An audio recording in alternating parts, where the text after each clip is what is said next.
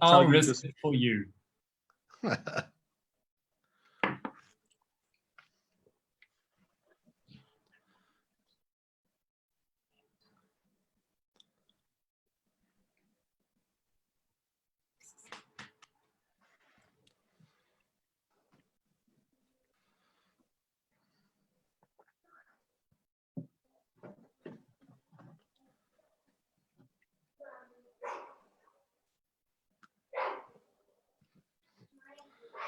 Right, good evening everyone, buddy, and welcome to this, the Vrystaat Kunstefeest, Vrystaat Arts Festival. As part of the Snelstroom program, we've just released an amazing body of work by Liv Die in collaboration with the Vukallective. We have Mark Dobson and Liv Die on the line with us, and as we carry on, I'm going to encourage you to just quickly have a look at your socials, share this, and make sure that everyone joins. There'll be a Q&A where we'll ask the creatives a little bit about what the project was about. And I suppose protocol observed, I'm Shem. I'm very excited to be curating this curated body of work. And before we get started with the serious stuff, I'd like to ask the most serious question. Liv, on behalf of everyone who just watched your amazing body of work, can I ask where we get Liv Die Giggle Juice? You would have to order straight from Mark Dobson. This was a collaborated body of work, but you probably have to get in contact with both of us. But it's not for everyone. No, I noticed that because the three ingredients, and you'll have to correct me if I'm wrong, Mark, while we're waiting for people to join, faith, pornography, and poppers. Poppers, porn, and prayer. Yeah. Okay. Oh, the 3 Ps. Very good. Yeah. 3 Ps, yeah. That's how I get through my day. What a joy. No, but in all seriousness, a very interesting body of work, quite heavy at times. Specifically to you, Liv, the interesting thing for me was that at a certain point I realized like some of the stuff I'd seen before because it's part of your repertoire. Some of the stuff was new. So when you were creating this in collaboration with the Vukallective, what was the vibe like? Was it interesting to note that you were able to encompass a lot of your repertoire into a single body of work? Was it always designed that way, or did it just happen so to work out? So from the start, my first music video that I did with Mark, we basically, I don't know, we just connected. So everything just came together. There's always, how can I say, like, I always want my work to be something more than what it is. So I just don't want it to be one thing. So everything that we put together has come from where the message stays the same from the previous stuff. And then almost we can say it's like a visual album explaining all the work from my side, and from his perspective as well. And then hopefully from everyone else's perspective. It shouldn't just be one thing. Now, correct me if I'm wrong, but the first work you did with Mark, again to you, Liv, was the Monsoon music video, if I'm not mistaken. That's correct. So to you, Mark, I mean, Liv Die has been around for a longer time than just Monsoon. Some of the work, I assume, was a bit older than that. How was it getting this work that you had no hand in creating and then putting it as part of the curation of the entire body? That's a good question. The entire thing was very organic in that sense. The great thing about working with Liv is that she doesn't easily scare, and she doesn't say no either. You know, if I give an idea, she goes, yes, and what else are we doing? So that made it very easy. And, you know, she also was very generous in giving a lot of her poetry that she's never released to me. And then, you know, this whole thing came together in very fast. I think we had a week to prepare before we went to the studio to shoot it. And then after that, we still shot for 2 days after that. But if I say 2 days, it's like a few hours in the day that we shot additional footage. And the great thing about this whole process is that you kind of feed off of each other. So then, you know, diving into a pool in this weather, just kind of happens because you're like, I have this idea and I have this image in my head. Can we do it? And then Liv grabs the camera and then we do it, you know, and the same with everyone else who's worked on it. They just kind of went for it because it's very fast. The whole thing was fast and not, now when I watch it, I'm like, oh yeah, what were we thinking there? But it's that whole thing of going with your instincts. And Yes. I'm doing this new thing where I don't try and analyze everything that I'm doing to the T. I'm doing this new thing. I call it 2014 Mark, when I was more brave and when I was younger, where I just trust my guts and I go for it. So Sure. I'm doing more of that now. Again. Well, that's it's an interesting perspective. And if anyone has questions, by the way, who's watching on Facebook, please put them in the chat. We'll get the creatives to respond to your questions. But in the meantime, thing talking about collaboration and Liv Die, going for it as it comes. You'll recall, Liv, once I had you, well, a few times, but in a particular time I had you on my radio show and I had accidentally double booked you with Cheddar the King. And did a very, very impromptu collaboration on air, which turned out to be fantastic. And then later on, unbeknownst to me, but I was very happy and impressed to see it, did a whole entire track with him, which features on this body of work. So the relationships you've developed over time, what's that been like to reach this point? What have those relationships meant for you in terms of not only the Bloemfontein creative scene, but your entire sort of network to create your body of work? I really love, like, if I can speak about my relationship with Mark, it's like I admire each person's art and I also learn from it, or not necessarily learn something new, but get new ideas of how I can project something that I want to show. So since I would say Cape Town, there's been so many people that I've met, and so many things that I've experienced that before I actually for the first time sang on a stage, I never thought like I would be doing this because I'm so camera shy and I'm so just, or I was, not anymore, but to be on stage and all of that stuff. So each person has really like added to like, not really a confidence, but just trusting and being okay with exactly who I am. And whether that makes sense or not to anyone doesn't really matter anymore, where it used to matter a lot. But I would have to say that in Bloem, I've made the most connections and met the most amazing people so far. That is pretty impressive. And the arts in Bloemfontein is an interesting space to be in. Obviously, Mark, you've been here a while. Liv, you've been here also quite a while. You've guys have done a lot of in your own rights, separately and now together. Tell me a little bit about what drives this industry. I mean, I can imagine there are times where you're just like, what am I doing? Why don't I just go to Cape Town? Or why don't I leave South Africa? What's keeping the motivation and the drive and the energy, especially amongst youthful artists and creatives like yourselves, to stay here and develop the local scene here? And how do we develop that? Coronavirus.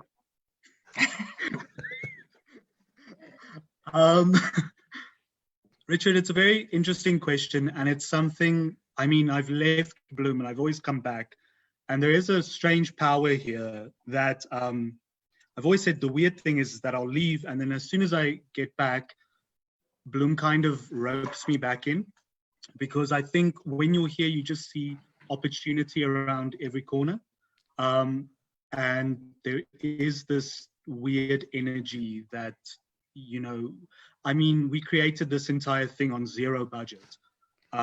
You know, the festival obviously paid for the studio and stuff like that, but anything else, you know, you go on shoestring budget, you make everything happen, but it's a weird thing. It's like, I'm rambling, but in Bloemfontein, in Bloemfontein, that's what it is. It's the hope. I think hope is what drives the art here a lot. And it's interesting because, I mean, strong, various communities are apparent in Bloemfontein. We've got a question on the Facebook Live from Ricardo asking, how can we get you, I'm assuming Liv, I don't see you singing much, Mark, how do we get you to sing more in Afrikaans I think there's such potential to get you into a strong Afrikaans music market. How do you feel about Afrikaans as a core component of your work? Now, there were a couple of Afrikaans tracks, and granted, I haven't heard you sing much Afrikaans. In fact, this was the most Afrikaans I've seen you sing, or at least heard you sing in this body of work. So what was that experience like? Do you want to pursue Afrikaans significantly more than you have before? And what's the thought behind it? Like recently, I've started writing in Afrikaans a lot, and it just happened very naturally because I usually felt very exposed when I write in Afrikaans. And then I actually just wrote a poem, which was Net Woorde, one of the ones this is one of the ones that's on the video now. And it wasn't supposed to be a song, and then I had this like melody, and it happened, and it's had like a really great response. So I've got a lot of Afrikaans songs that I've written. I've just never felt comfortable enough to put them out there.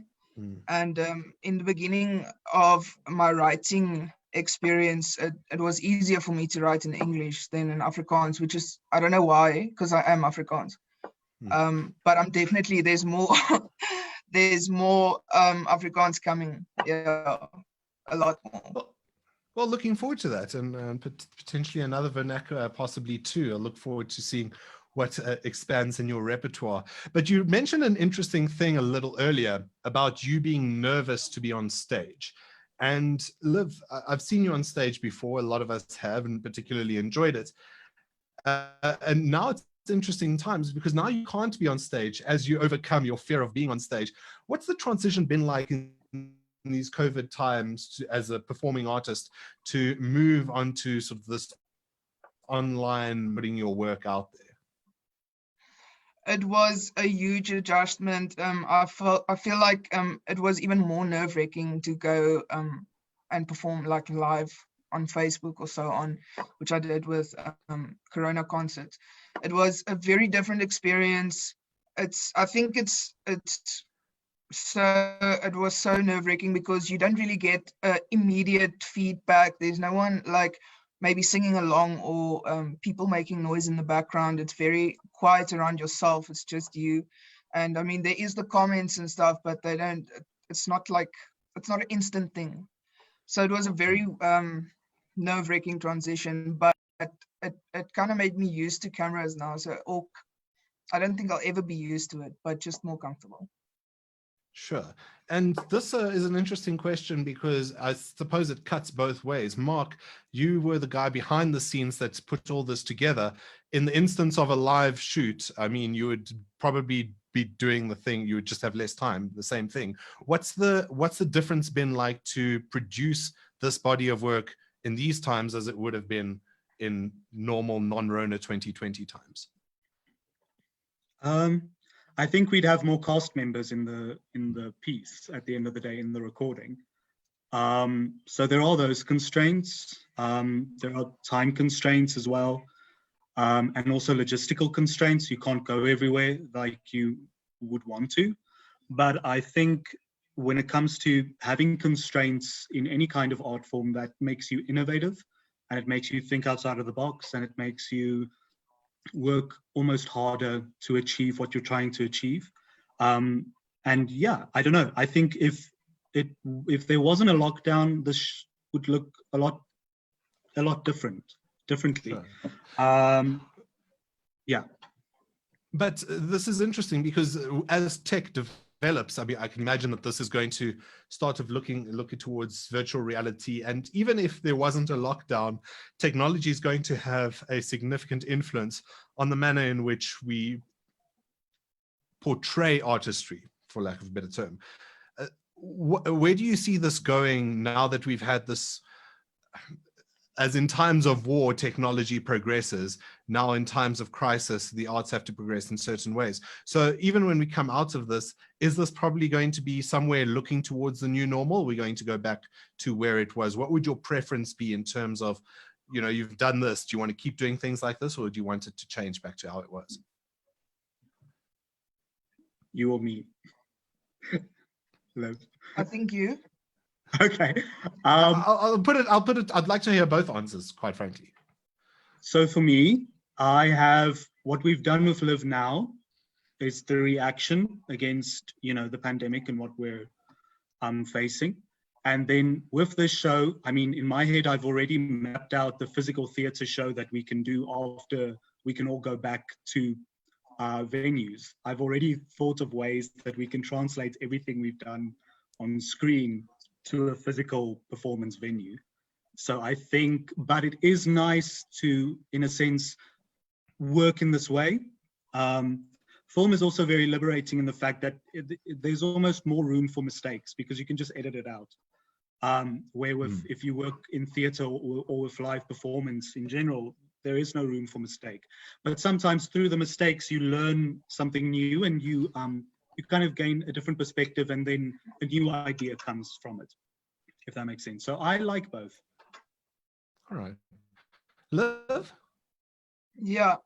So I completely agree with Mark says, but I do think that we should move with the time and that there will be a lot more of what we're doing right now, which I love. I love doing this with Mark, and I would love to do this in the future. I like the fact that it's visual, the music, but in the same sense, if we should go back and get the opportunity again to go to live video venues, I think that we're going to have a completely new respect, I hope so, for the arts in general, and also just any kind of activity that we've been like not able to do lately. So what I like about the live venue though is that you feed off the vibe in the venue, where in film it's harder to get that initial, or at least for me to get a vibe of or just like you want to feel energetic and so on. So you kind of have to create that for yourself or in between two people, which Mark and I didn't struggle with, but it is nice to generate energy from the actual crowd in the venue. Thank you very much. If you've just joined us on Facebook Live, welcome. We're in conversation with Liv Die and Mark Dobson from the Vukallective. Liv Die as a solo independent artist is part of the Vrystaat Kunstefees, specifically the Snelstroom program. They just debuted Liv Die's body of work a moment ago, and we're having conversation about that, a bit of a reflection. If you have any questions, please leave them in the comments. We'll get to them as we progress in the conversation. But in the interest of keeping it moving, I'd like to find out from, let's start with Liv and then Mark. What is it like determining that you want to be a musical artist? We've got some comments here saying you have an incredible voice, can't get over how it affected me. But watching this body of work, I mean, you also have quite a very deep and heavy performance about you as well. Prioritizing music when it comes to deciding how to project your trajectory, what was that decision like? Why did you pick that? And are you going to pursue other avenues, because it seems like you really have creative talent beyond just the singing? I've always loved music. I've always loved singing. I always loved writing. Whether it was songs or poems, or I don't really think you should call it poems, but whatever. I never thought about pursuing anything else in the arts before, because as I said, like stage and cameras was really weird for me. But because I love music so much, when I got onto stage, that all just disappears. But then when I met Mark, he had a theater production, Tahes, and it was very also like this, happened very fast. And I did some songs dressed up, I was taped up, and I was walking around in theater, and it was a very amazing experience. I felt very exhilarated, and I'm definitely, if the opportunity arises, I'm very keen to explore other avenues of the arts. Well, I mean, in Tahes, which I also happened to see, you stood still as a statue for about half an hour until I saw you move, and I thought, whoa, there's actually someone in there. Yeah. Pretty intense. Mark, I don't know if I want to ask this, but when are we going to see you in front of the camera? Me? I am in front of the camera. Oh, right now. But I In mean, Liv's piece. I mean, who do you think Yeah. the one taped up is? That's me. Well, I recognize that. That's pretty interesting because initially I thought it was Liv, because I had seen Tahace, and I thought, you taped her up again, and then much like you did in a couple of times in Tahace, you messed with my mind, and it turned out, oh no, that's not exactly what I thought. It's Mark. Yeah, no, Liv didn't want to dive into the cold pool. She refused. Oh, I so, see. you know. Well, Gonna No, do so me like that. I did that. No, I'm joking. I mean, I guess you could probably read it as like an alter ego of Liv's personality that I was portraying. But I would love to be on camera, Richard. It's just that people need to cast me, That needs to have good luck. strong personality to deal with. Yeah, I'm very curious because this is now a collaboration with a bunch of parties. It's the Vrystaat Arts Festival, Vukallective, Liv Die. You guys are the performance piece, and now South African Theatre on Demand is the host of this piece. There's a lot of cogs at work here. Maintain sort of a foothold on what's going on in the end, players coming through and shifting, and COVID coming through and disrupting the Vrystaat Arts Festival as we know it. How's that been to manage and work? To you, Mark. I think I only got half of your question. Sorry, connection. Sorry, I say that there's a couple of players at work here. The South African Theatre on Demand has come on board to be the host of the curated matter. The curated matter is created by you and Liv, Vukallective and Liv Die. And also there's the Vrystaat Arts Festival, which has been heavily disrupted by the lockdown. So various players coming to play, but also a change in players with now South African Theatre on Demand and a different way of curating the festival itself. What have been the challenges? What's been the benefits? How has this come together, and what has come of it? Well, I think the way that the Vrystaat Arts Festival's team has dealt with the whole pandemic and with having to postpone and everything has been brilliant.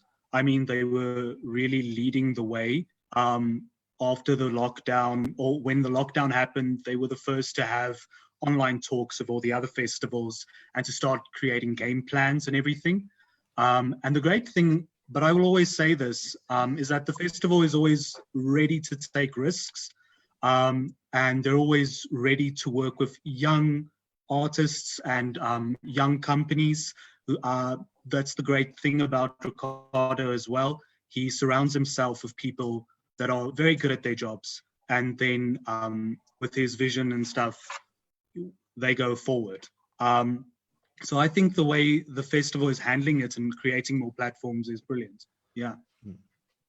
Does that answer your question? But Liv, now you listen what I'm going to say. You now live on another platform, being South African Theatre on Demand. Now, different platform other than just putting your videos up on YouTube, and also a more curated platform. What's this experience been like? Does it elevate the stature or status in some way? Are you now looking at other places where you can put your work, and if you're going to expand your repertoire later on, which we hope you do, are you going to be more amenable to use these sort of platforms? What's your thought process here? So I'm very honored to have the opportunity to be on these platforms and also to work with Mark and everyone involved in this process. And we've spoken about this, going to try to, push my work into a multiple directions, to get as much from it as what we can. I love the fact that it's not just music, and that poetry has been incorporated. And I love the fact that the visuals also tell a story, and a story to each to their own.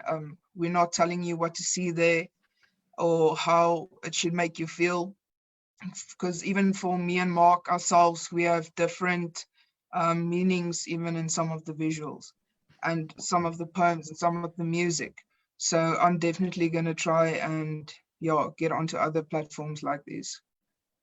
Well, let's stick to that a bit, because we've spoken a bit about being in the creative scene in Bloemfontein and broadly the Free State. I want to move it on to South Africa. There's seemingly a thriving creative scene in small pockets around the country. And we have one in Bloemfontein, but there's others. And is there a goal to penetrate those? Is there a plan? Have they been penetrated? How are you going about that? Are we going to see a Liv Die tour is essentially I'm getting to. Definitely in the future, there will be a Liv Die tour. Hopefully Mark will accompany me because I really like the theater idea around this now. I like the fact that it's more of a performance and not just a live show, not just a music live show. But if that does not happen, there will definitely still be a tour for an album. And I don't know, I don't think there's other platforms that I've penetrated. I don't think I'm there yet. But I do aspire to get there. And I think there's a major opportunity in South Africa. So that's awesome. We actually have a comment on Facebook I see now from Kezia saying rolling with the punches and staying current. And I like that, because I mean, it presents a challenge, and someone might say, you know what, we've got 6 months off. Let's just take 6 months off. Maybe I'll write a bit. But you guys have taken a different approach and said, well, let's actually do what we can and put as much out as we can. And this was interesting to me, because when I first heard about this, Liv, I thought, okay, what they're going to do is take a bunch of Liv's old videos and mash them together. And then I watched the piece and I thought, well, no, it's a lot more than that. I mean, there's a couple of things that I've seen, but a lot, most of it, in fact, was stuff that I haven't seen, or in some cases not even heard. So Mark, to you, curating a piece that already has existing substance, but then trying to fit in all the integers and plug in the gaps between the two. How much of your creativity goes into that? And is there I know there's a collaborative effort, but is there a bit of clashing in terms of creativity when it comes to trying to put the pieces together? That smirk says it all. Well, no, I was actually thinking of working with other people, not with Liv. The thing is, you know, but I mean, this is also something one learns to do. I mean, curating and creating shows is what I do. And then as you work with many diverse artists, you kind of start getting I don't want to say recipe, but there's kind of like you kind of become very attuned to what other people want. And it's, working with someone else is very much like, well, it's like sex. You have to negotiate everything that you're doing. And if there's a no, it's a definite no. You're not doing it. And I don't know, it flows, it needs to flow together. I'm using a horrible analogy. No, I get the analogy, but this is what's interesting to me is that, you know, it must flow. And I imagine that the more people, I mean, the old adage, too many cooks spoil the brothel, to continue your analogy, but to have just a small number of people involved in the project, did that make it easier for that flow, even though there was probably less creative input from diverse sources? That balance, was it struck? Did you feel happy about it? Would you have liked to have more people? You said you'd like to have more people on the set, but would you have liked to have more people on the creative side of things? It depends. More creative people on set, sure. But when it comes down to editing, I am very much, you know, editing and putting the things together. I always think less is more. And again, the great thing about working with Liv is that I think both of us respect each other immensely. And, you know, for me, when I was busy editing the video, my biggest fear was letting her down. So it gets down to the fact, like, I want to please her in anything that I'm doing for her, you know, and I want her to, at the end of the day, be happy with the project. And, you know, she put so much trust in me that at the end of the day, you try and give your best work, and you don't sleep and stuff like that until you give her what you believe she deserves, you know? Well, if that makes now that we're discussing the body of work, Liv, did Mark let you Yeah. down? Never. No, I don't think that's possible. The lag on the stream made it sound like you said yep at first, but I know exactly what happened there. Liv, this is a very cool thing for me to see, because I very rarely see, you know, people I respect in the arts coming together and making an incredible body of work. Now, you've been in the arts and doing specifically music for quite a while. When you look at yourself 5 years ago and you compare it to now, like, what's that growth been like? What's led you to this point? And I'll get to this question a bit later, but what I'm leading to is, I find it really tragic that a lot of artists who are your age and younger get disheartened, don't feel like continuing and pushing through, and just drop off the bandwagon and then, you know, get a day job. And while there's nothing wrong with a day job, it's heartbreaking to see people drop their dreams, which you haven't. So what's been the ingredient and the advice that you can give to people to look back and say, this is what I did and this is how I got here? So it's obviously not an easy choice to make or something to continue with. There's a lot of things that can feel like they're going wrong just because they're taking a little bit too much time. But I'm very lucky in the fact that I've always been surrounded by at least 2 people or more that really they're behind me and they really want me to succeed and they believe in me, which helps a lot. And I've never felt that anything else would ever make me happy or make it feel like I've done enough. And I still feel like that, and I think I'll always feel like that. So I'll always want to push harder and get somewhere or feel something more. Yeah. And you mentioned people in your life, and I suspect that's very important. I've heard a lot of stories about, you know, parents not supporting artists, or, you know, significant others, or there's just no support structure in place. And with the mentioning that you've made, I suspect you've got that in place, or at least a large part of it. With platforms like this, the Vrystaat Arts Festival, I mean, I'm not saying, I don't think you wouldn't be here were it not for these platforms, but what is the impact that they have on a career such as yours? I mean, it's a huge impact. There's a lot of avenues to go about things, posting your music and putting it on your own platforms, as in your pages and YouTube, and generally releasing songs, you know, on all the platforms. Those avenues are all there. But as soon as you get to a platform like this, where it's more than one type of art involved, there's a definite variety of exposure now, because it's not just going to be people that listen to music. It's not just going to be people that want a boxed person. There's something for everyone on this platform or platforms like these. So it definitely gives you more exposure. Well, that's interesting, because the variety is a big deal, and it's something I've loved about arts festivals in general, in particular Vrystaat Arts Festivals over the years. And this is something that I've found has placed quite a bit of pressure on artists.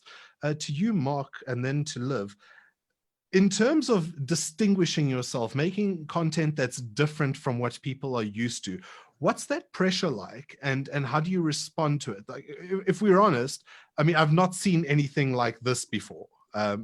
Liv Die is unique on her own, and then this body of work is unique of Liv Die herself. So the pressure, I can imagine, is something that you respond to be unique and disruptive, and, you know, your own work that's distinguishable. But what's it like?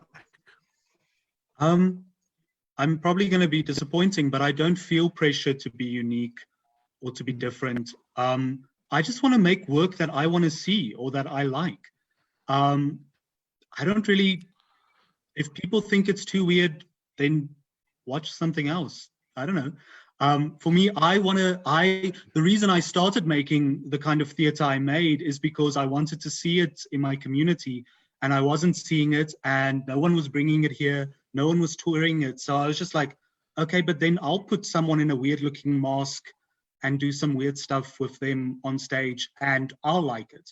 So I think you have to like what you're doing, and I like what I'm doing. That's not disappointing at all. That's sincerely and refreshingly honest. Liv, I suspect you're nodding along, so I suspect you have a similar answer. Kind of similar to what Mark's saying, but I think this is why us working together worked so well, because I generally want to push opinion. A lot of my work is about things that I don't necessarily know how to generate because I don't understand it. So it will come down to a certain subject. So a lot of my stuff has a shitload of meaning, where, like Mark said, he likes making interesting things. And I love watching Mark's work. I admire his work. And I generally won't necessarily... Thank you. I won't myself be able always to think about all the things. It's amazing what he can think of. So the work just gels, and I still get what I want from it, and then as well does he. So I think I also don't feel pressure to be different. I've never tried to be different. This is just how my things have come out. This is just how the music sounds. I don't have a specific genre that I try to follow or anything like that. Yeah. All right, well, thank you. They're responding to the question on pressure, or as it turns out, the non-existent pressure to be different. We're on live Facebook at the moment with the Vrystaat Arts Festival, the Snelstroom, as it were, the program, where Liv Die has just released a body of work in collaboration with the Vukallective.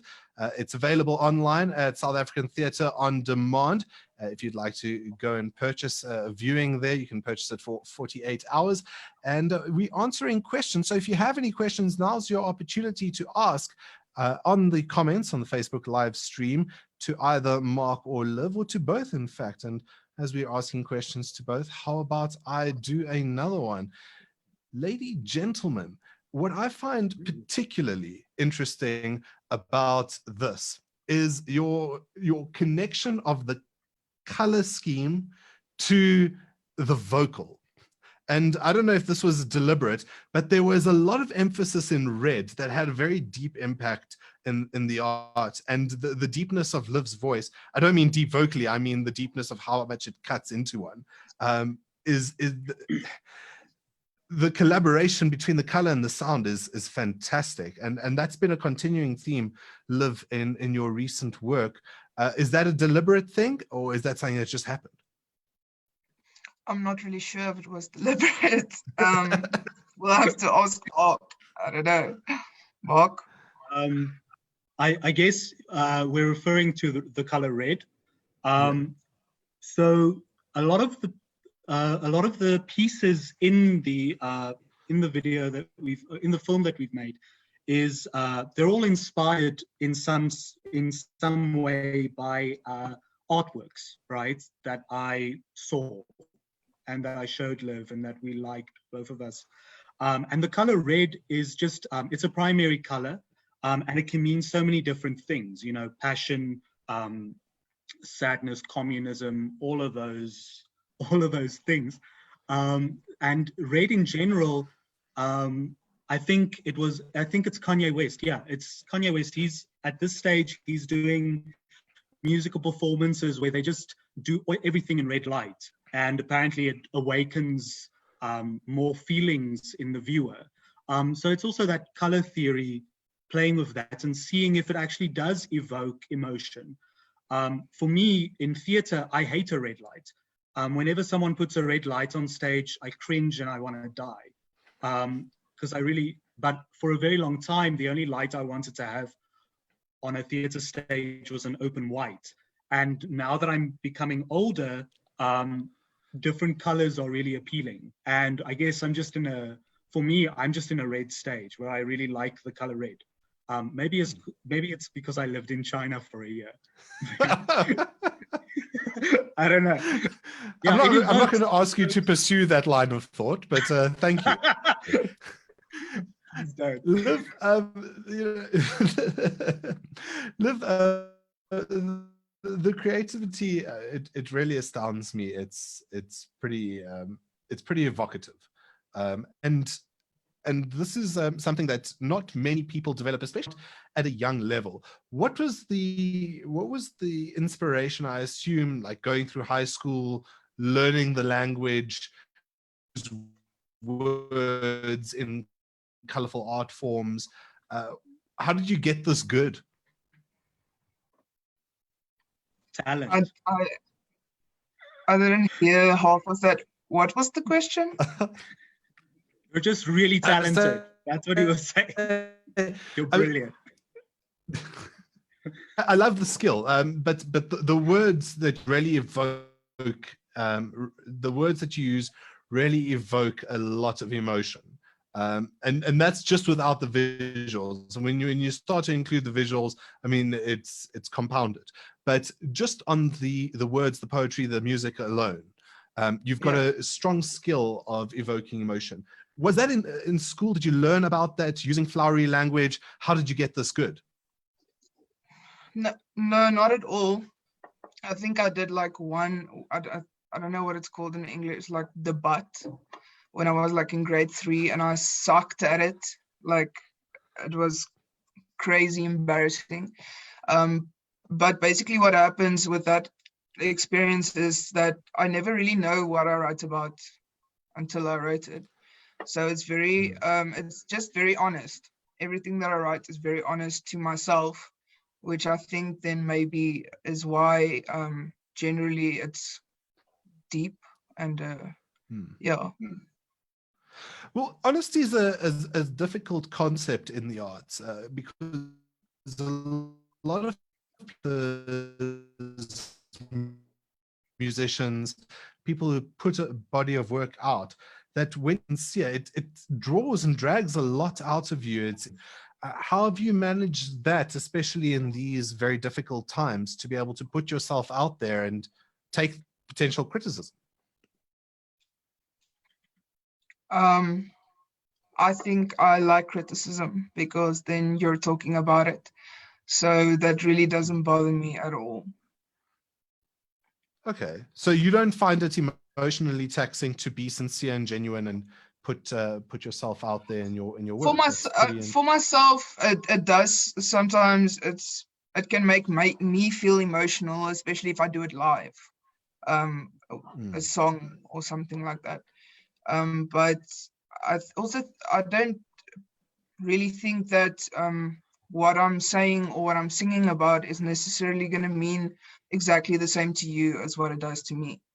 Because I don't think that or I don't know, but I don't think, in my personal opinion, that I use like very spoon-feeding kind of words. It's generally open to translation.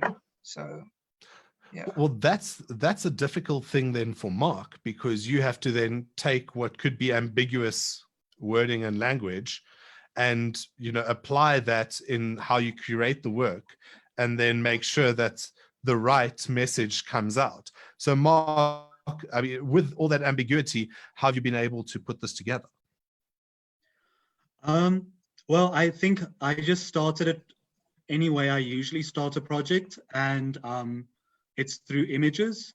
The first night we decided that we were going to do it, Michael spoke to me, the program manager of the festival, and he was like, "Can you guys do this?" And I was like, "Yeah, sure. Yeah, we can figure it out." And usually, Richard, when I know that I should do something, is if I can't sleep that night. So the entire night, I was listening to Liv's YouTube channel, and I would just see images running around my head. So I was up until 4 a.m, just lying in bed, listening to her music and just seeing images. And then from there, it it's about sitting with Liv and pitching the ideas and saying, these are the images that come to mind. What do you think? And then I go and find reference images as well. And, again, like working with Liv, she's like, yes, and what else are we doing? And that's lovely when that happens, when you can collaborate with an artist that trusts you enough and that also brings so much of themselves to the project as well. And is just open and honest. So I don't know, I didn't find it difficult. It was a lot of hours. That was difficult, it was a lot of work, but the rest was actually. It was worth it, is essentially the gist. I mean, I would have loved to have like another 2 months to edit it, but I mean, we did this we edited it in like 5 days, I think. Also because I procrastinate and I have. It doesn't show. Let's focus a bit more on the future, because we've been discussing how you work together and all that. Is there a plan for more collaboration in the future? Is there something in the pipeline, or do we have to start from scratch again? Mark, do you want to answer? I hope there's more collaboration. Same. We don't have any idea or like something in the pipeline. It's not like we're planning something right now, but I would love to work with him again. Yeah. Well, other than loving to work with one another, I'll get to you in a moment, Mark, but other than loving to work with one another, surely now, while you're in these difficult times, to put something together, they've been an evoking feeling of, man, I would love if we could do this, but we just can't right now. Or I'd love to do this, the lockdown's prohibiting us. So all things going back to as best to normal as possible, what are the dreams? I think we just spoke about, did you want to speak, Mark? No, you go. Okay. Definitely about a tour. I've got, I want to do like throughout South Africa, and I've got friends in like Amsterdam. I want to. This is just future dreams and so on. But I would like to just go experience a lot and take from those journeys and maybe then create something out of that. But who knows? I mean, when things go back to normal, it might also be that we have thought about something that we'd really like to do and is easier to execute than to try to do a whole tour. So it all depends on what comes first. Mark, you have any dreams? Oh, so many. Since the age of 15, it's been world domination, but that's not happening yet. No, to work with Liv, I think, after we wrapped filming, we immediately started talking about, this could be a show like this one day. But I think as well, in these difficult times with the pandemic and everything, you dream for the future, but you also have to kind of plan for now. And if the future means that we have to do another visual album, then we'll be doing that. But if we can go to a physical space again, then we'll do that. So it's about being flexible. Because that's what we kind of need to do at the moment, is we have to be extremely flexible. Well, I have one last question. Yeah.